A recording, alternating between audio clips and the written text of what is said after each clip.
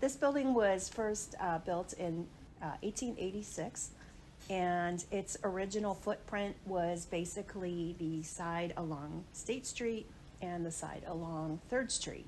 And so it was basically just an L shape. And then in the 1907 to 1911 timeframe, a third wing was added, and at that time the roof was also raised to provide for a 4th floor.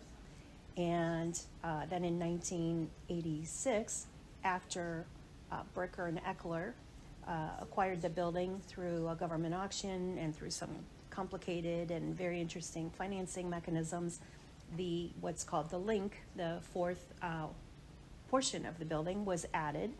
Not only did it make for a nice square building, but it also provided the opportunity to create a courtyard, which is directly above the reception area, and which provides people with really nice outdoor space to enjoy, to take a laptop outside, have lunch outside, have a little gathering. The building also served initially as a post office, so it's known as the old post office because it was a post office twice. It was initially the post office. It also served as the federal district court. On the 3rd floor, there is the original district court room as well as a jail cell. And nobody else in Columbus can boast that they have a jail cell in their building, so that's another one of our very unique features. And then it served again as a post office and as a federal office building for a number of different federal functions, including the Internal Revenue Service, the offices of Senator Howard Metzenbaum, and a number of other notable services that provided public service in the Central Ohio area. So this is very interesting. The building had to be retrofitted in many different ways in order to accommodate a law firm. And we're continually looking at that. It's really an evolutionary process. So we cherish the history and the really interesting, quirky bits about our building, but we also think about how we can modernize it and make it functional. So for example, the space that we're in currently originally served as a library and contained rows and rows of bookcases and desks and seating areas. And then we realized a number of years ago that, due to technology and online research, people really didn't need or use that space anymore for doing research in books. And so the space has been converted, as you see it now, to a collaborative space. We renamed this collaborative space a couple of years ago to honor 2 of our partners, Charlie Walker and Joyce Link. So it's called the Walker Link Space. And Charlie was the first African-American partner to be elected in Central Ohio. And Joyce was the first African-American female partner to be elected to partnership in Central Ohio, something that we're very proud of. We also have, as a result of that, what we call the Walker Link Leadership Group, which is an affinity group that serves African-American employees of the law firm. I think everybody who works in this building feels absolutely privileged to be in such a cool space. We are just catty corner from the State House. We are on Cap Square.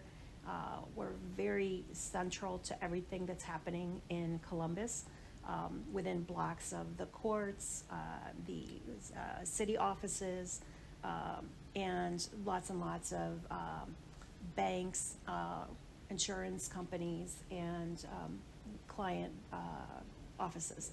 So we love being centrally located. We love having a building that is like nobody else's building. We get compliments on it all the time. People pass by and they wonder, is this a castle? Is this a church? What's going on in here? I used to just get the biggest kick out of seeing people take wedding photos along the State Street side on the stairs, or prom pictures. And so we really cherish and value all of the things that we have here, and we do our best to try to maintain its history and integrity, and at the same time continue to evolve in the space. We love sharing our building with others, and so for the last couple of years we've had, in the wintertime when things are a little bit quieter, an opportunity for people to learn more about the building and its history, in particular people who maybe have joined the firm more recently and don't know all the fun little quirks. So Rich Simpson, who is a former managing partner of the firm and who was sort of the financial architect, if you will, of how we were able to acquire this building, convert it, and make it the building that it mostly is today, was gracious enough to come in and provide us with a walking tour and to tell us some of the little secrets and strange and unusual things that are associated with this building. This building could never be replicated today. It is really just a gem in so many different ways, architecturally, stylistically, and even all of the finish work, the marble, the woodwork, the plaster work, the trim work. When you think about the craftsmen who put blood, sweat, and tears into this building, it's something that we really just kind of take some effort to try to maintain and cherish. We do open the building up when, for example, if I'm serving on a board and our board would like to have meeting space, I can make that space available to boards. We have a lot of events here for clients, for friends of the firm. Sometimes we host what we call friend-raisers rather than fundraisers to make people aware of different community organizations and to bring awareness and hopefully also support. It's probably a long list. So my dad was an architect. I'm automatically drawn to really interesting structures, whether they're modern or old. I enjoy learning about the building and its history, finding all the little quirky places, realizing or seeing that everybody has a very different space depending on what floor you're on. You might have arched windows or very high windows. The woodwork is really fascinating to look at. And, there are just so many fun, quirky little details. Like, for example, there are many, many rosettes around the corners of the building and on the corners of every window. No two are alike. Each one was carved out of sandstone and is unique. So just fun little details about the building like that, I really enjoy. So Howard Metzenbaum, who I mentioned earlier, was a senator in the sort of 70s and 80s, long time serving senator, U.S. senator, and he had an office here. At various points, people in federal office have been housed here. Obviously, judges when the building served as a courthouse. It has not been a courthouse since probably the 1934-ish timeframe. Other than that, there were a number of notable people who came for the grand opening after Bricker built or refitted the building.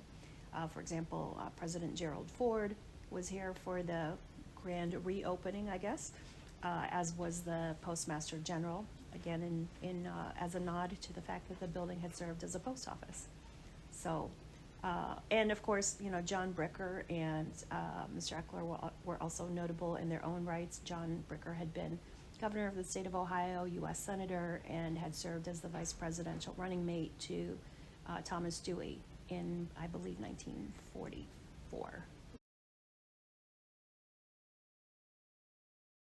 It's a very wonderful place to work. It's the building itself adds to the joy of working here and working with great people, but it's a really unique experience, and I think everybody here would agree that it's something to be cherished and to be taken care of. It's an asset, and we're just here to steward it.